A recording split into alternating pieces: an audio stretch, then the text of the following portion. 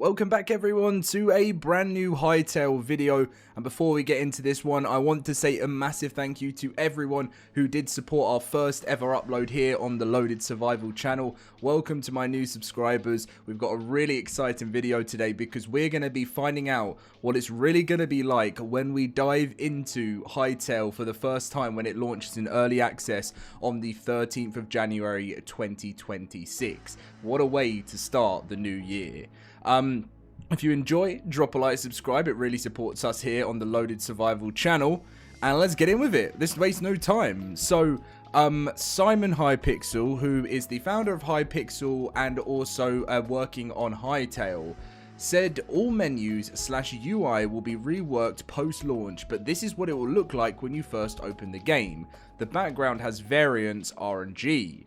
So, this is what Hytale will look like as soon as you spawn into the game. Well, like when I say spawn, I mean actually open the game, get ready to actually load into something. And obviously, it's clean. I like it. It's just very standard. It's what you need. I mean, I saw some people saying that it's not changed since the early development.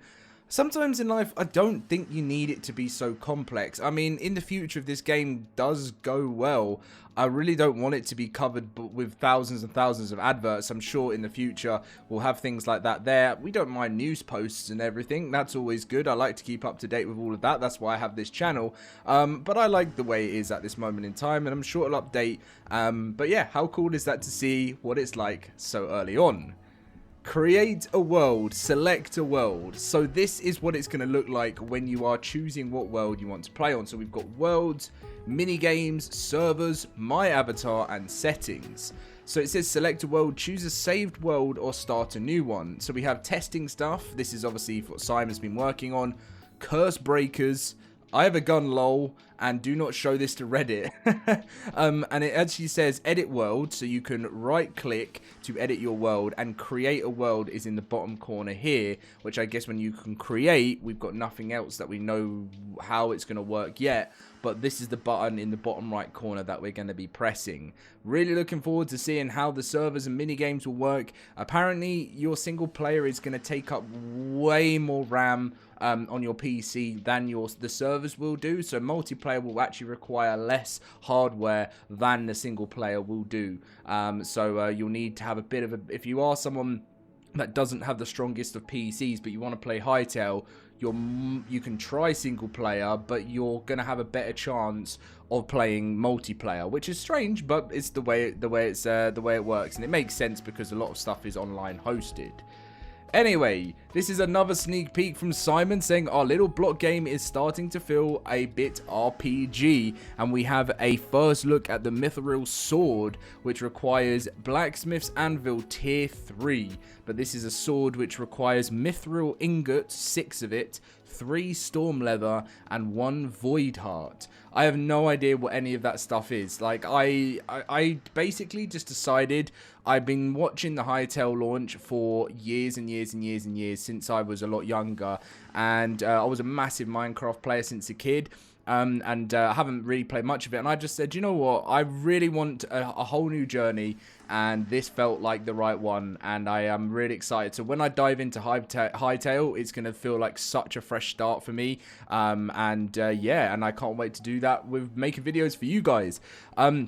So someone said, I'm curious, is there still a plan to have shape shifting in the game, like in the trailer where the girl turns into a dragon and flies away? Simon says, right now I added potions of transformation in the alchemy. It's useless, but just for fun. But I'm sure some of you will mod doing cool stuff with it. So apparently, yeah, mods are going to be like crazy within Hytale at the start. It's going to be fully mod supported from the beginning. So interesting to see what people will do with that. But I'm personally going to be wanting to enjoy the vanilla version of it first. And then this person said, I don't know if this has already been asked, but will there be paid cosmetics? My friend heard about the price and is skeptical on whether or not Hytale will become a monetization nightmare.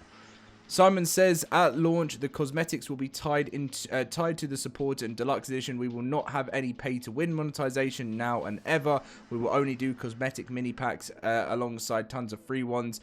When we launch mini games to support the infrastructure cost, there will be no monetization added to the official Hytale mini games at all. We're aiming at low price cosmetics, no BS, because the game costs money and we can afford to be fair with monetization while also keeping the game of the price of the game low. Cosmetics will support us, YouTubers and others, to create an ecosystem that is fair to players. I think this is fair enough, to be honest. Like, we all hate monetization, but only when it's pay to win. I don't mind skins. I just, like, this is my opinion on it. I know it gets annoying, you know, people over time have seen what's happened to Fortnite. I don't mind that. That's just I would say I'm getting to the OG stage of gaming now. I'm 26. I'm not OG, but I've been playing, you know, since I was a kid, Halo, all those other games, and yeah, we didn't have that back then, and I do miss those days. But I personally, as long as it's not affecting my gameplay, and I have an option to buy something whether I think it's cool or not, and it supports the development of a game that I love and it keeps it alive, I don't mind it. I don't want it to be clustered everywhere as soon as you... This is what this guy comes under when I said if it affects my gameplay. Like, if I'm loading into Hytale and I'm being spammed with buy this, buy that, then that's a different scenario. That's when it becomes a monetization nightmare. But if they just leave it to its own shop and I want to have a little browse from time to time, I have no problem with that. That's my opinion. But anyway, what else have we got? I think we got one final thing to look at, which was the price of Hytale, which is very important, of course. Hytale will be $19.99. So pretty much $20. And if you wish to support the team and Hytale's development, we'll be offering a supporter and founders pack that offers cosmetic like capes and hats. So the supporter edition will cost you $34.99, and the pre-order curse breaker is $69.99, if I'm correct. I'm sure that's what it was when I last looked at the photo anyway. So I don't know which version I'm gonna get yet personally. It really depends. I want to support the game, but I want to support the game when I know it's gonna be worth what I'm doing. Like, this whole channel is gonna be built around Hytale for the foreseeable. So I want to support it, but I want to try it first. And I think that's going to be the important thing of this channel. But yeah, so let me know which one you guys are going to get. Thank you very much for watching. If you did enjoy, drop a like, and I'll see you in my next Hytale video. We are going to try and make videos daily, if possible. But really, it's going to be based on when news is released for the game. So yeah, let's see how this goes, and thank you guys for the support.